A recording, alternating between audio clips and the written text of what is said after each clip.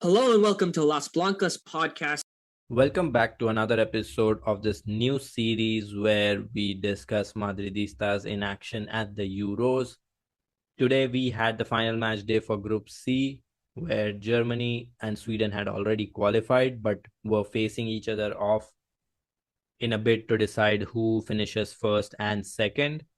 And in the other game, we had Poland against Denmark, which was a battle for nothing basically. But it still, I think, turned out to be a good game. Poland actually managed to get on the score sheet and beat Denmark in the process as well. So kudos to them. I think that game had quite some drama as well.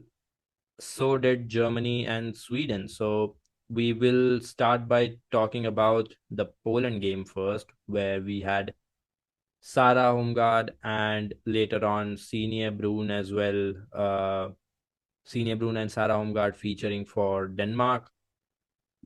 Kanita, you watched that game. I unfortunately could not. I was watching Germany, Sweden.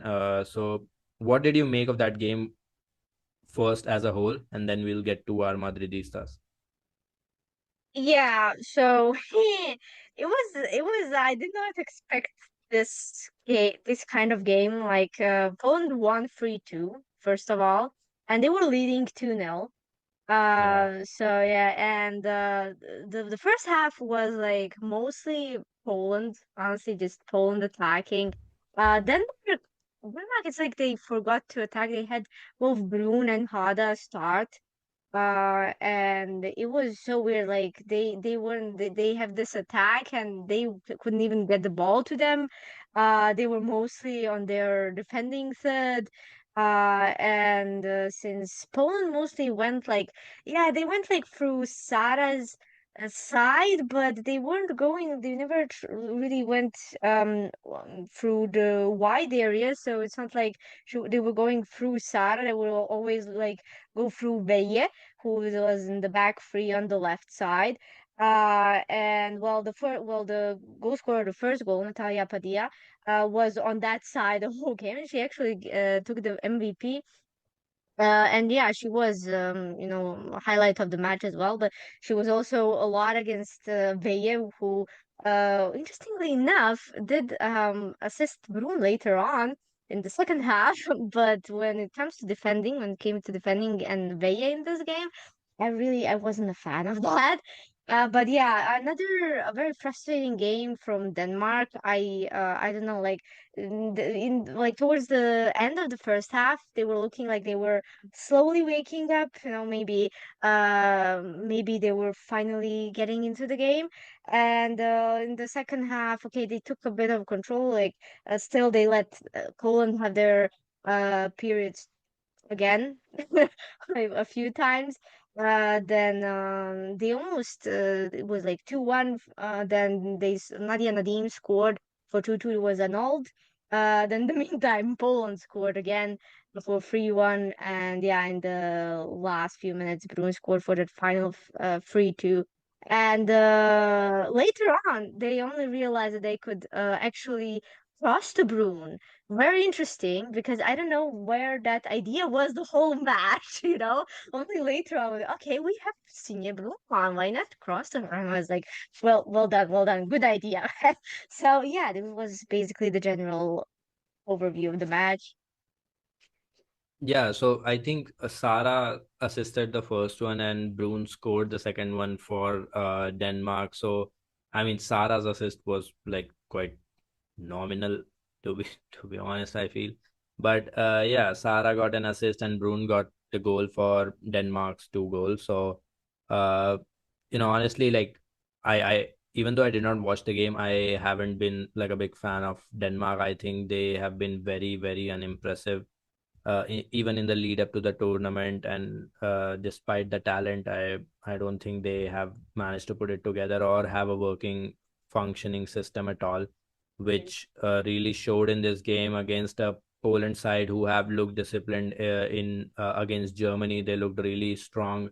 They made a case for themselves. Then against Sweden, it was a little rough case where they got a good awakening. But I think once again in this game, they showcase that they can beat bigger sides. And I think Natalia Padilla was the highlight of the game. Basically, she got the goal and the assist for the opening two goals.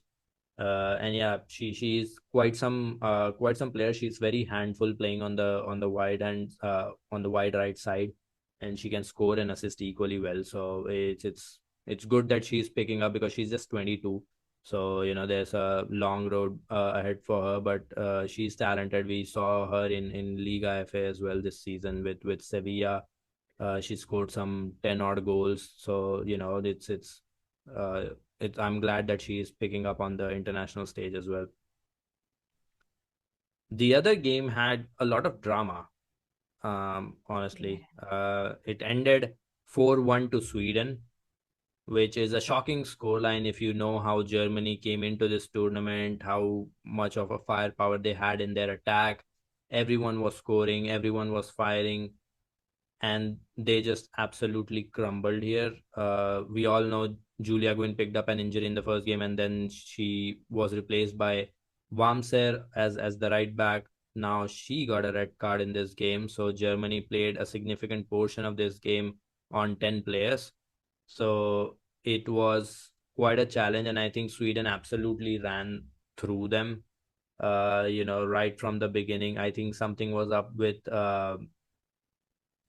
Berger as well. She was off all game, making weird decisions, coming out of the box, timing it all wrong, and everything. So it was very weird to watch her play that way.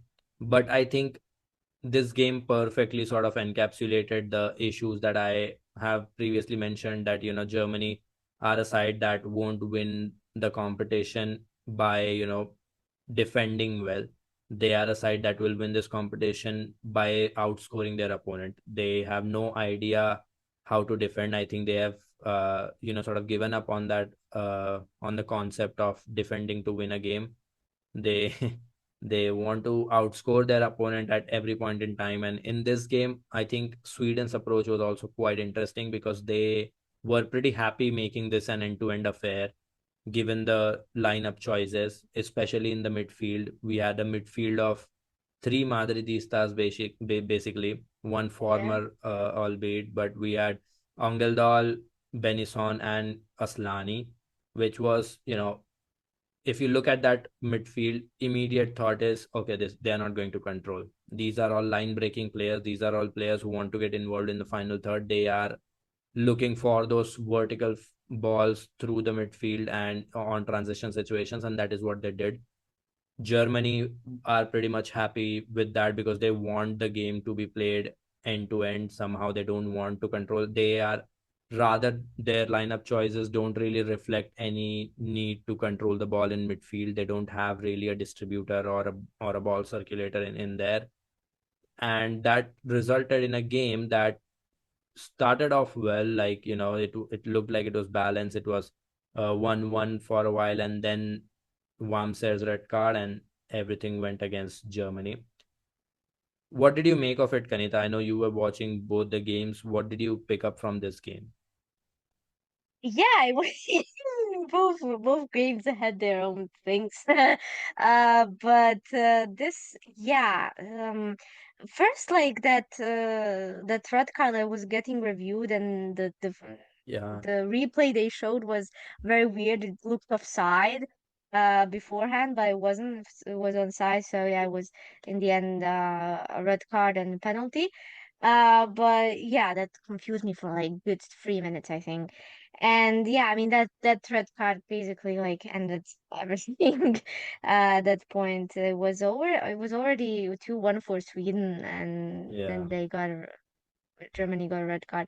But yeah, I what I noticed in this game from Sweden actually is that the right hand side, like with Filippa and Angeldahl, it was very different from the last two games. Like how they were like failing, like that like triangle of Angeldahl, Yo-Yo Kanarit. Yeah, I call her Yo-Yo. Okay, and Aslani, sometimes the triangle with Angeldal would fail in the entrance of the box. And I'm like, they were whenever they were trying that here to at least um like in the middle of the game, I saw like maybe a sequence of like 2 minutes where they were trying a couple of times to do that, and they were failing. And Angeldahl in this game wasn't really highlighted. She was more like, I don't know, she was just like more existing on the pitch and being the sport. I did notice Bennison do some things. She was, getting the ball away by tackling. I liked her tackles today and stuff. But yeah, it was a bit of different um midfield, as you said. And yeah, but it was really, really cool to see a free Madridistas in the midfield. Like, oh my God. But yeah, I just think that the right hand side was a bit different in the last two games from Sweden. I'd like to see what you think about it. Yeah, I think the right hand side operated slightly differently. They were creating a box on the right hand side because they changed the right back as well. Smilia was playing, and Smilia is sort of, she likes to get up front, she likes to attack a little more, and she likes to support the possession.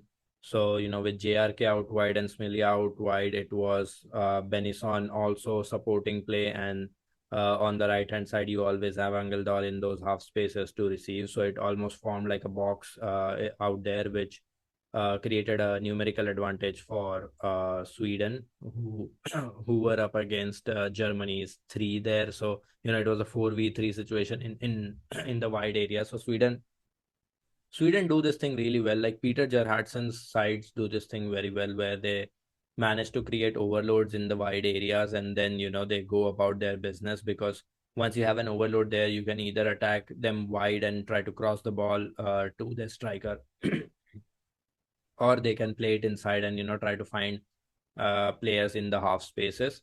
So I think they did that again really well today. So it was quite fun to watch, honestly. It's always fun to watch that Swedish right hand side, to be very honest, and this game was no different. But yeah, I think apart from that, I think Angeldal, had a slightly different role as well, because since it was a midfield of Angeldal, Bennison, and Aslani, both Angeldal and Bennison did a lot more defensive work than before, because there was no ball winner in Zigiotti Olme. She was on the bench. So these guys had to, win the ball and do those bits. But I think uh, the fact that the game was very end to end, it was very transition heavy, and these two players were also pushed quite high up. Like did not see much. Like the midfield for both sides were quite non-existent. It was just from the back to the front, from the back to the front, back and forth again and again. So it was fun to watch. Obviously, if you're a neutral watching it, it's great fun. Sweden absolutely.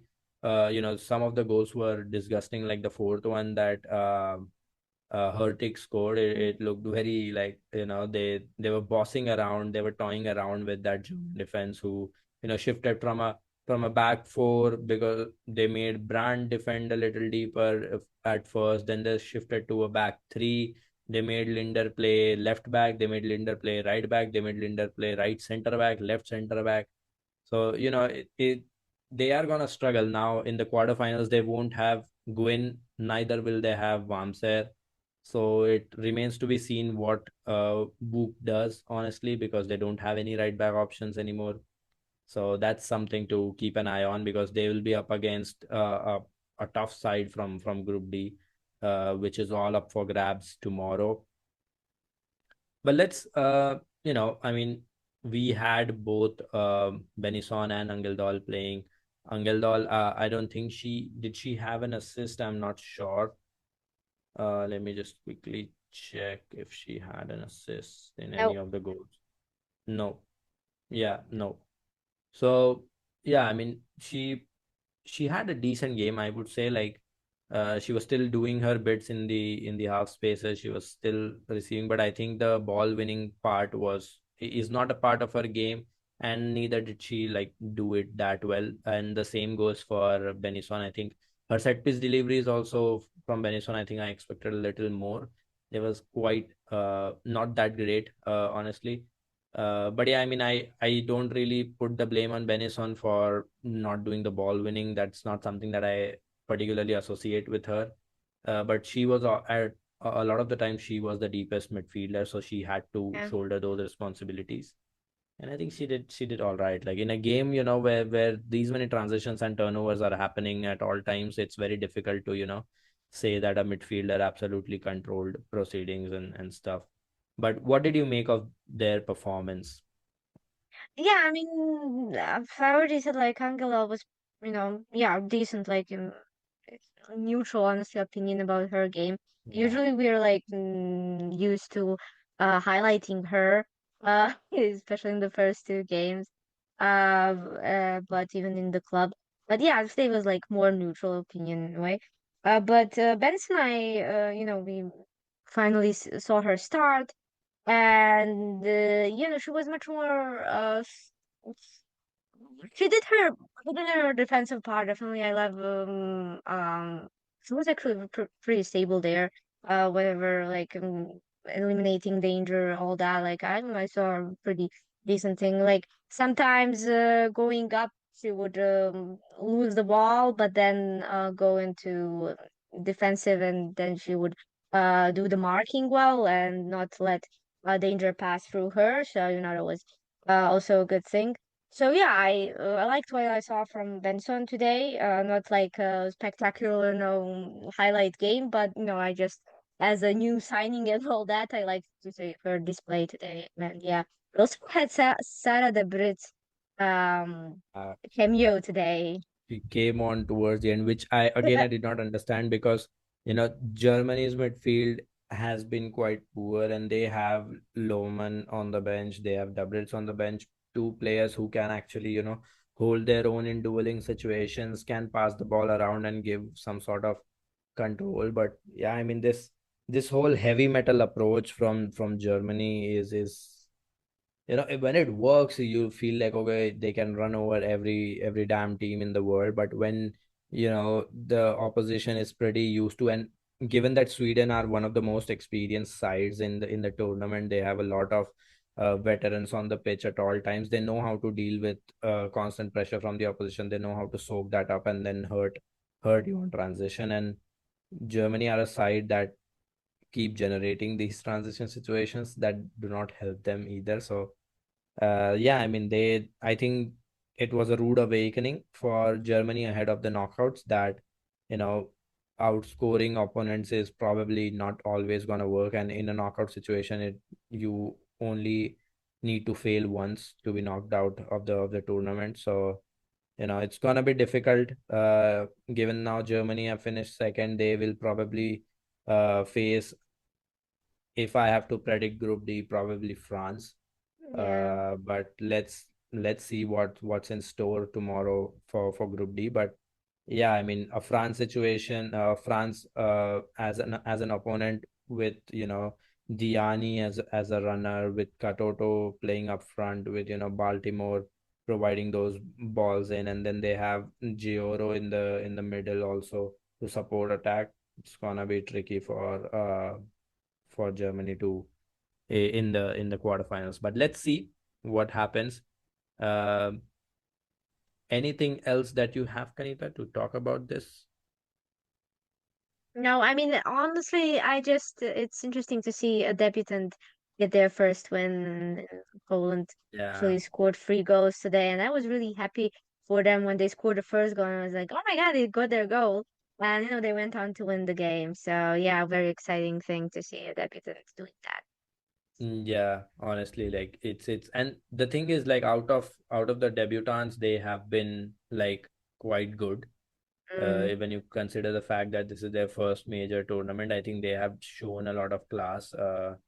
But let's see what Wales do tomorrow if they can pull off a surprise against England. Nonetheless, Yeah. I think it will create for a very big story in the footballing world. So let's see what happens in that game. And as always, we'll have again a couple of Madridistas in action tomorrow when France are in France play. So we'll have Toletti and Lacrar potentially playing. and we will be back once again to break that all down for you. I'm glad that you guys are enjoying the content during the Euros. Again, like, thank you for the comments, thank you for the likes, thank you for the views. We really appreciate it. It's not easy to, after the game record this and put it out as quickly as possible, because time zones are very weird for us. But yeah, I mean, we decided to do it, so we are doing it. So please keep supporting us, keep listening, keep sharing it with your friends, with other Madridistas, with other football fans, and yeah, just just keep supporting us, and we'll keep doing it. So yeah, thank you for everything, and until tomorrow, Hala Madrid. Hala Madrid.